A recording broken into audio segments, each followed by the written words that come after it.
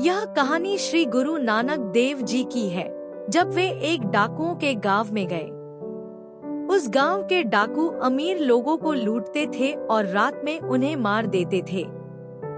जब श्री गुरु नानक देव जी को पता चला कि यह डाकुओं का गांव है, तो उन्होंने वहां जाने का निश्चय किया और यह एक बहुत ही महत्वपूर्ण निर्णय था।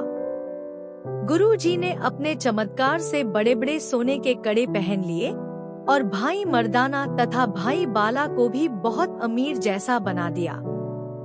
तीनों ने बहुत सारा सोना पहन लिया और उस डाकुओं के गांव में पहुँचे। जब वे गांव में गए तो एक डाकू ने देखा कि बहुत अमीर लोग आए हैं।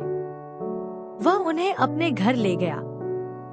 बाकी डाकुओं को जब यह पता चला तो वे सब इकट्ठे होकर उस डाकू के घर पहुँचे और बोले, आज रात इन अमीर लोगों को मारकर इनका सारा सोना लूट लेते हैं और फिर आपस में बांट लेंगे। रात को सभी सो गए, लेकिन महाराज जी के चमत्कार से कोई भी डाकू उठ नहीं सका और ना ही वह डाकू जिसके घर वे रुके थे उन्हें मार पाया। सुबह सुबह श्री गुरु नानक देव जी, भाई बाला और भाई मर्दाना वहां से चल पड़े।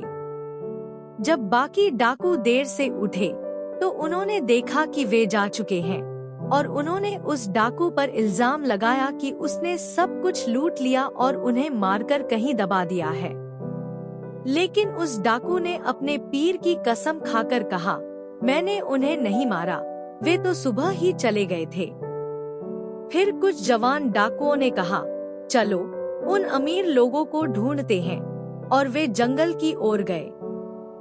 उन्होंने गुरुजी, भाई बाला और भाई मर्दाना को रोक लिया। डाकुओं ने कहा, सारा सोना हमें दे दो, नहीं तो हम तुम्हें मार देंगे।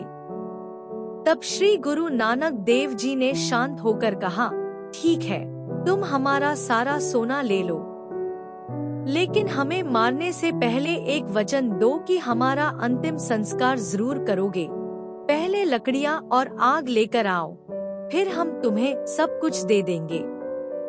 इसके बाद 2-3 डाकू वहीं खड़े रहे और बाकी लकड़ियाँ व आग लेने चले गए। रास्ते में उन्होंने एक झोपड़ी में देखा कि यमदूत एक व्यक्ति को बहुत बुरी तरह पीट रहे हैं।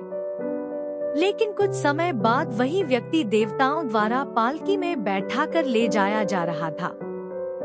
डाकू हैरान होकर बोले, अभी तो यमदूत इसे मार रहे थे, अब देवता इसे सम्मान से क्यों ले जा रहे हैं? उन्होंने देवताओं से पूछा।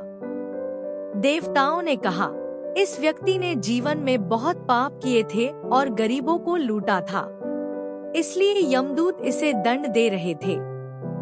लेकिन अब इस पर श्री गुरु नानक देव जी की कृपा हो गई है और उनकी नजर पड़ते ही इसके सारे पाप क्षमा हो गए, इसलिए अब इसे नरक नहीं बल्कि स्वर्ग ले जाया जा रहा है। डाकुओं ने पूछा, श्री गुरु नानक देव जी कहाँ हैं? हम भी उनसे मिलना चाहते हैं। देवताओं ने कहा, जिनके लिए तुम लकड़ियाँ और आग लेने आए हो वही श्री गुरु नानक देव जी हैं। यह सुनते ही डाकुओं को अपनी गलती का एहसास हो गया।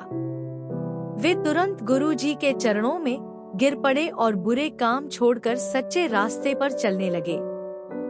जो डाकू पहले लोगों को लूटते थे वही अब भजन कीर्तन करने लगे।